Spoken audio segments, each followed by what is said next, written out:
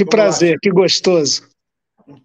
Chico, ontem teve essa revelação das delações do Elcio, que acusou o Rony Lessa de ser o autor dos disparos contra a Marielle e o Anderson, né?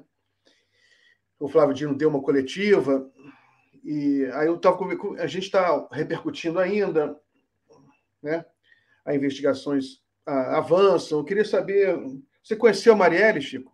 Muito, muito, muito, muito. Inclusive, eu tenho essa dimensão religiosa que eu cultivo muito, sou filho da teologia da libertação. Leonardo Boff, Frei Beto, por exemplo, são meus irmãos, amigos, pessoais também, íntimos, e me lembro que há muitos anos atrás eu fui convidado pela Marielle para oficiar uma cerimônia da união dela com Edu, e, e foi muito bonito, para um grau de conhecimento, de identidade muito grande. A apoiei na eleição para vereadora e a gente tinha um contato muito grande. Ela começou a cogitar, inclusive, disputar o Senado em 2018 e o meu nome estava colocado também. A gente teve uma conversa muito fraterna, muito franca, e ela falou: não, Chico, você tem primazia, está mais tempo na estrada, eu tenho muito tempo pela frente, então vai nessa, todo o meu apoio. Então, agora, quando eu revejo essas cenas aí, a partir da prisão desse tal de Suel, que sabe muito, tomara que falhe, mas é sempre doloroso, é algo que a nós que conhecemos e convivemos com a Mari é um reviver daquela noite terrível. Eu estava em Brasília, não acreditei que isso tinha acontecido. Cheguei em casa da sessão na Câmara, eu lembro que até tem um jogo do Flamengo pela Libertadores, alguma coisa assim. Eu ia relaxar vendo lá um futebolzinho na TV, quando veio a notícia. Eu não acreditei, falei: não é possível, não é possível. Bom, não dormi, né? Alguns amigos ficamos juntos ali, pegamos, eu e o Glauber Braga, o primeiro voo para o Rio de Janeiro. Chegamos lá às 7 horas da manhã, 7h30, e fui direto para a Cinelândia, muito comovido. Quem me liga também, mal eu pouso no Rio, o então presidente Michel Temer, né? E que a gente combatia, a gente não aceitava aquele governo, mas ele teve essa grandeza. Falou: Chico, olha, eu sei que nós estamos em campos opostos, mas num momento como esse eu quero colocar todo o governo federal à disposição aí de vocês. É um crime político, disse ele, e nós vamos ter que desvendar isso. Depois me colocou em contato com o Raul Jungmann, que era o ministro da Segurança Pública, e o Jungmann eu conhecia lá da Câmara, sempre tivemos uma relação muito elevada, embora também com divergências em várias percepções da realidade, mas era uma coisa de alto nível. E ele falou da complexidade. Deixa eu fazer uma lembrança, Miguel. A execução da Marielle e do Anderson por tabela, e quase também da minha outra querida amiga Fernanda Chaves, que assessorava a Marielle, estava no carro, jornalista, se deu logo quando se iniciava a intervenção militar na segurança do Rio. E uma coisa que sempre me chamou a atenção: o Braga Neto, que era o chefe da intervenção, ele sempre interrompia o então secretário de Segurança, que ele mesmo nomeara por causa da intervenção, que era o general Richard. Quando ele começava a dar detalhes da investigação, o Braga Neto sempre cortava o Richard, falando: não, vai atrapalhar as investigações, ô Richard, para por aí. Ora, Eu me pergunto se as autoridades estaduais, até há pouco, ouviram o Braga Neto, o próprio Richer, para ver o que eles, naquela época, começaram a apurar, porque diziam que era uma afronta à intervenção, que grupos criminosos mataram a Marielle e o Anderson porque queriam mostrar que quem mandava no pedaço eram eles. Eu acho uma explicação rasa, insuficiente. E é urgente que eles, se não foram até agora, o que seria um absurdo, sejam ouvidos também.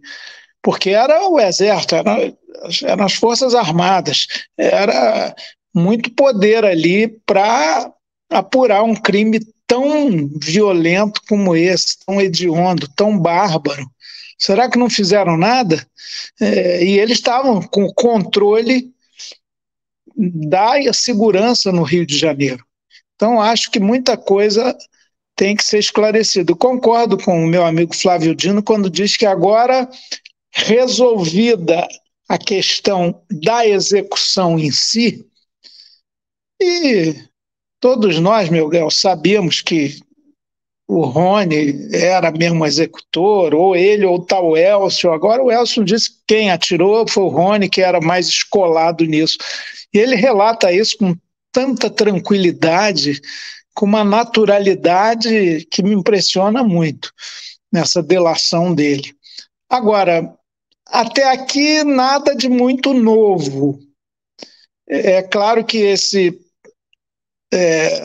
Maxwell preso parece que teve contato com os que encomendaram esse crime bárbaro, essa atrocidade. E que, evidentemente, inclusive por ser a Marielle quem era, tem um conteúdo político, sim. Então vamos ver, o que interessa mesmo é quem mandou matar e por que razões fez isso. E isso eu acho que pode ser elucidado. Já faz tempo, já está atrasado, 5 anos e 4 meses. Não vai ser um crime sem solução. Quando tem vontade política, e as polícias estaduais não tinham, a coisa anda, como estamos vendo agora. Muito bem. Deixa eu só ler um superchat aqui. O superchat tem agradecer aqui o ingresso do Paulo Sadanha, muito obrigado. Tem o Luciano Flores aqui, ó. Sou eleitor e admirador do Chico, o rebelde elegante da política brasileira. Grande pessoa. Rebelde elegante é ótimo. Muito obrigado. E eu estou com uma camisa da roça, hein? Na roça. Aqui é a Mônica Caparel. Eu vou passar esse recado para o Mink. Mônica, pode deixar, vou mandar para o zap dele. O Mink esqueceu de iluminar com rios e cachoeiras privatizados. Você se comprometeu aqui ao vivo. Eu peço ao Miguel que, por favor, envie essa mensagem ao Mink. Obrigado. Vou enviar sim. Chico, vamos falar então, falar de outro assunto, falar sobre o Congresso Nacional. Você é deputado federal.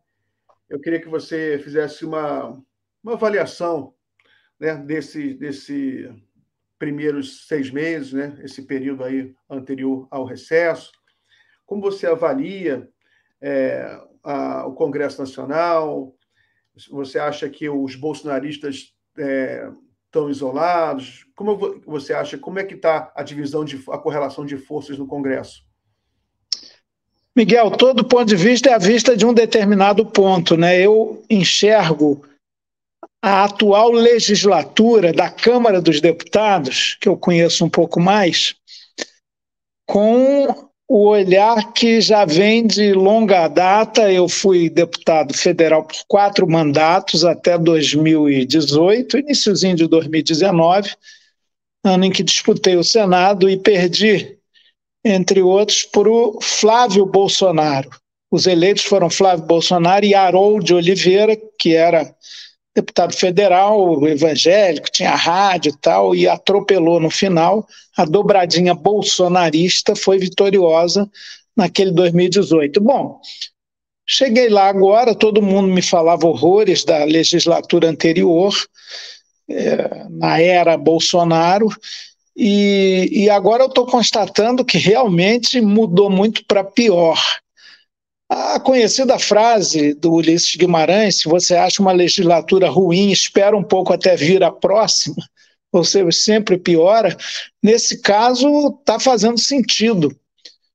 Tem um segmento que é minoritário, mas hegemoniza a tribuna e o pensamento, a reverberação, faz barulho, que é, estimo eu, 20% do Congresso, da Câmara dos Deputados, de extrema-direita assumida, do bolsonarismo puro e duro, muito virulento e de baixo nível, que prefere o argumento da força, do xingamento, da adjetivação rasa, do que a força do argumento, o debate político. Os parlamentos, eu sempre repito isso, lá é o espaço do dissenso. Se não tivesse divergência, seria muito sem graça.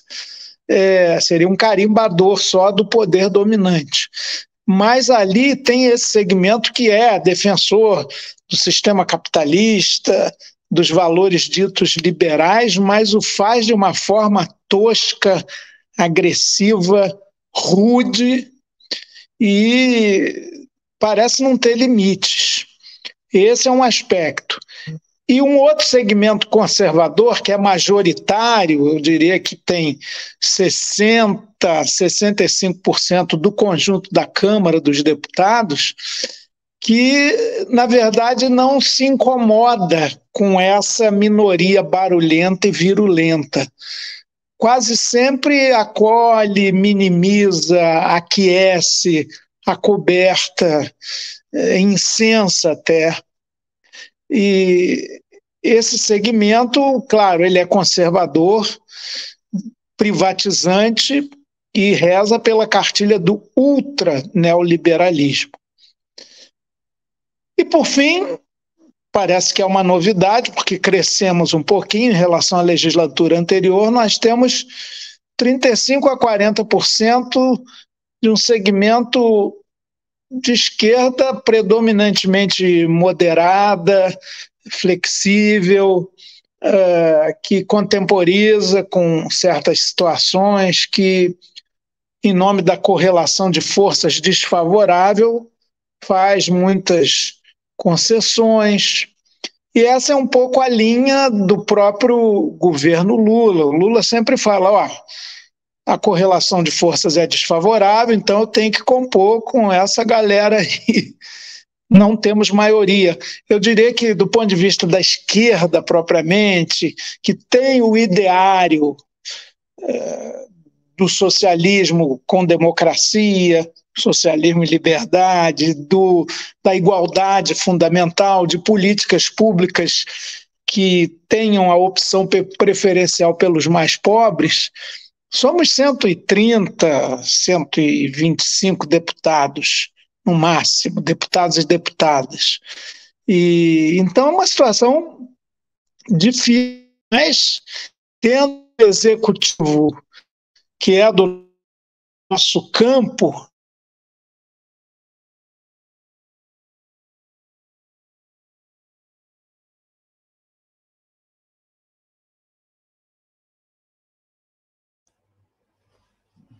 Alô, Chico? Parece que travou aqui para mim ou foi só para mim?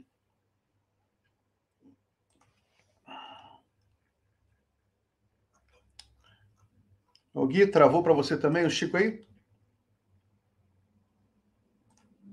Beleza, travou geral. Então tá, daqui a pouco ele volta. Deixa eu ver se voltou já. Oi, Chico, deu uma travadinha? Voltou. Pois é. Deu para me ouvir? Eu disse que a esquerda, lato sensu, propriamente dito, o campo progressista mesmo, não tem mais do que 130 deputados e deputadas. Então, agora, uma outra coisa que me chamou a atenção, o poder imperial do Arthur Lira, em quem nós do PSOL não votamos. Aliás, eu fui uma espécie de anticandidato para afirmar alguns princípios, alguns valores. A vitória dele foi avassaladora e ele opera de maneira muito imperial, a pauta a gente só fica sabendo no dia, a ordem do dia abre quando ele deseja, até o recesso parlamentar agora ele antecipou porque tinha que fazer um passeio, uma viagem em particular, o cruzeiro lá com Wesley Safadão, isso aí não se discute, cada um tem o seu gosto de lazer e de música, mas que obviamente não é o meu nem de muitos, mas de qualquer maneira o que é ruim é isso, o poder imperial e vertical do Arthur Lira. E ele negocia, ele transaciona, né, com o governo. Isso é um pouco a tradição política brasileira. No Império, teve até um brocado, um texto de uma figura política importante chamada Justiniano José da Rocha, do século XIX, onde houve muitas revoltas populares e o governo imperial ainda se estabelecendo, precisou a força do rei café para, segundo se estilizar no governo, fazer o anjo de liberais e conservadores se revezando no poder político da Assembleia Geral do Império, mas o Justiniano fez um texto, Ação, Reação e Transação, falando da conciliação política na história brasileira.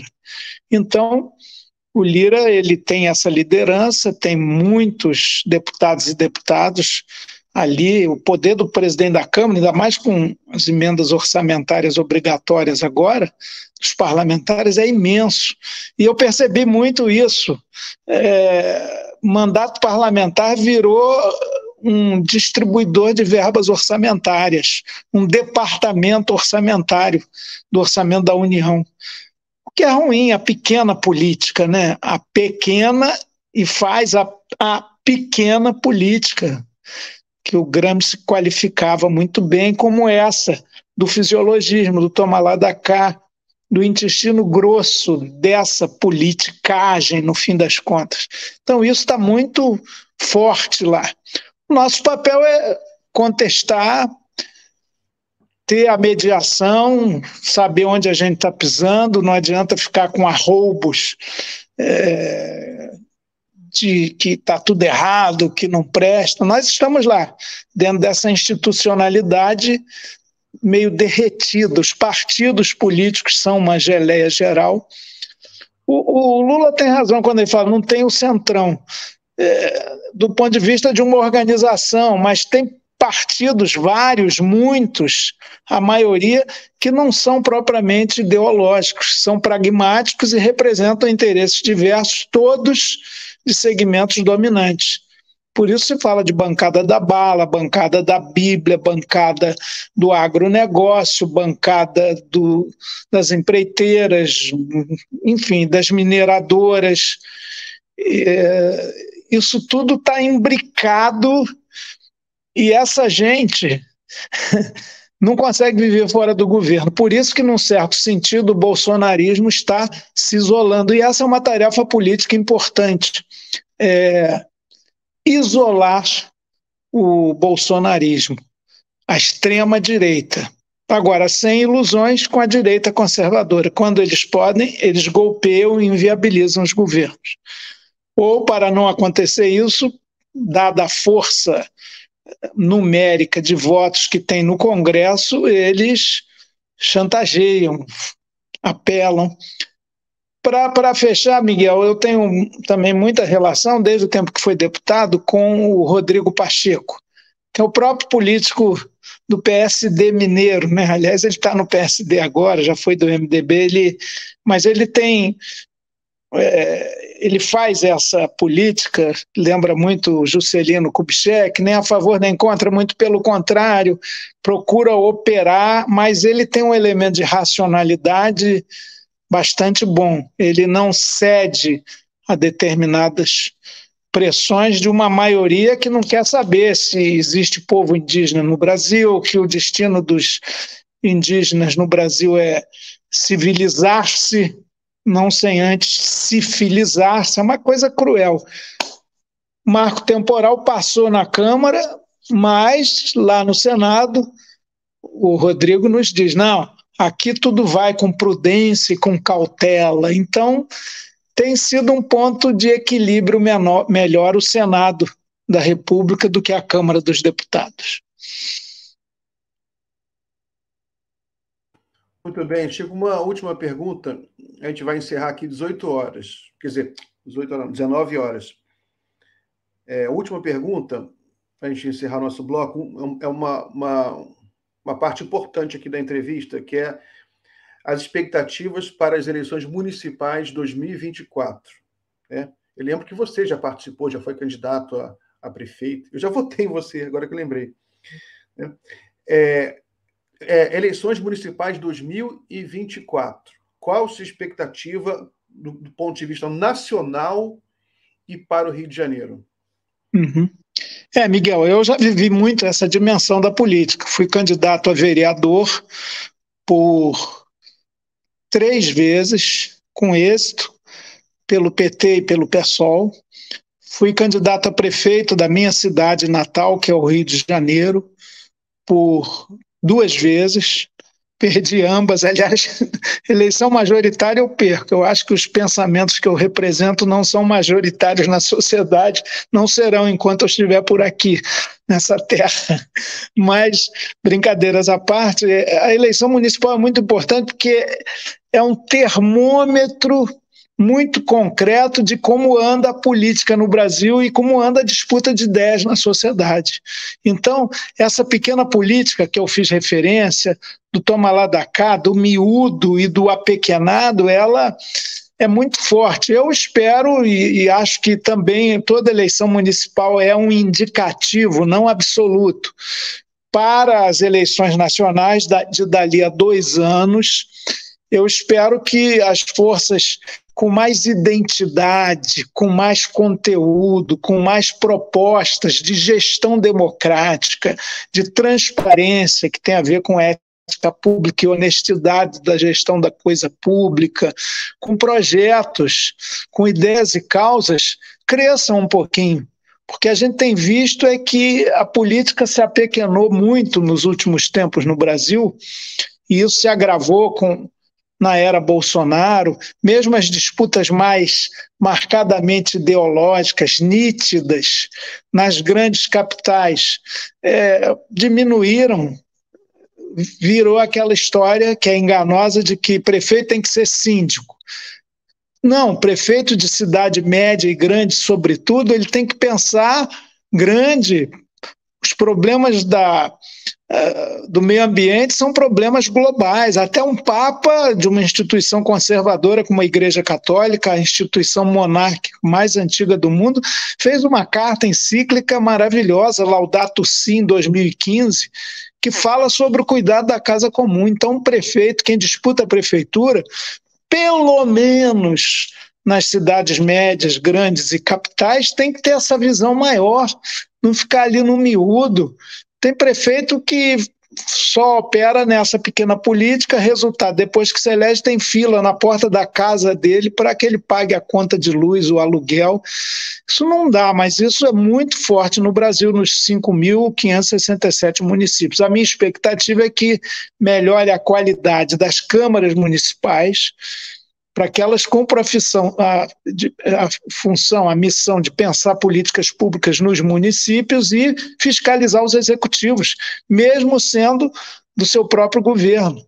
Não fiquem lá sendo meros acólitos do executivo, assim como a gente tem que fazer com o Executivo Nacional. O PSOL é base de apoio do governo Lula, assumiu isso desde maio do ano passado. Nós apoiamos o Lula no primeiro turno, tivemos uma reunião com ele, entregamos um documento, uma conversa muito franca, mas isso não significa que Lula locuta causa absoluta, o que o governo decide está resolvido, ninguém discute. Não, a gente quer ter uma perspectiva crítica e propositiva sempre. Que assim seja, assim se avance também. Eu espero que pelo menos em capitais como Rio de Janeiro, São Paulo, Porto Alegre, Salvador, Recife, Fortaleza, Belém do Pará, Teresina, enfim, capitais onde já houve, Belo Horizonte, nosso Patrus foi prefeito lá, Célio Castro, tanta gente bacana. Eu espero que essas correntes progressistas da civilidade política e do planejamento e da perspectiva do interesse público sejam triunfantes nessas capitais. Isso vai ser muito importante, inclusive, para 2026. É uma sinalização. Vamos ver. Como o governo Lula, no geral, está indo bem, essa pesquisa agora em São Paulo, que é um estado muito conservador, minha família materna é daqui, eu falo daqui porque eu estou aqui no interior de São Paulo, numa cidade miudinha, minha querência, mas é muito positivo, a avaliação de 56% como positivo para o governo Lula. Lula que perdeu a eleição em São Paulo, né? Como perdeu no Rio, ganhou por pouquinho em Minas Gerais, perdeu em todos os estados do Sul. O desempenho do governo e a entrega, para usar uma palavra da moda, de algumas políticas públicas efetivas, você vai no supermercado, já tem uma certa agradável surpresa, os preços não estão naquele ritmo avassalador, há uma certa estabilidade. Isso pode se refletir nas eleições municipais, deve se refletir, mas que agregue qualidade política desde os debates. Assim eu espero, nessa perspectiva. A expectativa para um embate político é sempre interessado, né? Ou seja, a gente cria a expectativa de acordo com aquilo que a gente quer que aconteça de fato, né? Então, otimismo da vontade, mas sem deixar de lado o pessimismo da razão, que muitas vezes tem que ser realista, né? Mas estou realista, esperançoso, como dizia o Ariano Suassuna, Miguel. Muito bom, né? Muito bom. Essa expressão também do pessimismo da razão e otimismo da vontade é do Gramsci, né? Ele que falava Exatamente, isso. Só um detalhe, ele não opunha uma coisa à outra. Ele Sim. dizia nas suas célebres cartas do cárcere que era preciso combinar uma coisa com outra. A gente tem razões para o pessimismo, mas também tem razões para o otimismo. Não é uma ou outra. E aí, quem traduziu no nosso português brasileiro, isso aí foi o grande Ariano Suassuna. Ele dizia o seguinte: o pessimista é um chato, o otimista é um bobalhão. Eu gosto de ser realista, esperançoso. Isso é maravilhoso. Muito bom. Muito bom, Chico. Muito obrigado, então, por ter aceitado participar aqui do Jornal da Fórum. Forte abraço. Curta bem aí o recesso, né? Para se preparar para voltar para a batalha em agosto. Forte abraço. O Miguel, me permita só um detalhezinho final. Aqui tem um prêmio literário, que aliás leva o meu nome merecidamente. Todas as escolas municipais da cidadezinha de Santa Rosa de Viterbo fazem uma redação a partir de um tema, os professores estimulam. Esse ano teve 167 trabalhos e eles sempre me chamam, sempre que eu posso eu venho para festa da premiação, tem banda sinfônica da cidade, muito boa, é um barato, é legal, isso aí é vida. E eu estou descansando, carregando pedra, por outro lado estou aproveitando o recesso para escrever, burro velho que sou, a minha tese de doutorado, só deu tempo de fazer agora, mal e mal, né? Estou tentando. Então, eu estou aproveitando esses dias para operar nessa dimensão. Me diga, esse programa, a revista Fórum vai estar acessível depois? Sim, está ao vivo. Para quem quiser ver? Está ao vivo, tem o link. Eu te mando o link. para. Me manda o link. Para o pessoal assistir, está ao vivo, está com uma audiência muito boa.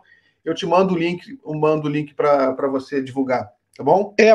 Como ficou muito em cima, eu não pude avisar para a galera, mas quero divulgar. Teve o link e virão ainda outros, né? Tem. Agora eu vou receber a jornalista Inês Aparecida, do Ceará, uma pessoa maravilhosa, já está aqui no bastidor. Vou conversar com ela sobre lá as confusões lá do Ceará e Brasil também. Tá certo, PDT, tá bom. Os Gomes se dividiram. Tá muito divertido aquele negócio lá. A gente se diverte, eu e Inês, analisando lá. Um abraço, Chico. Obrigado, uma boa noite a todos e todas. Um beijo, Inês. Vamos em frente. Fé na vida, fé no que virá. Isso, que bonito. Abraço. Um abraço.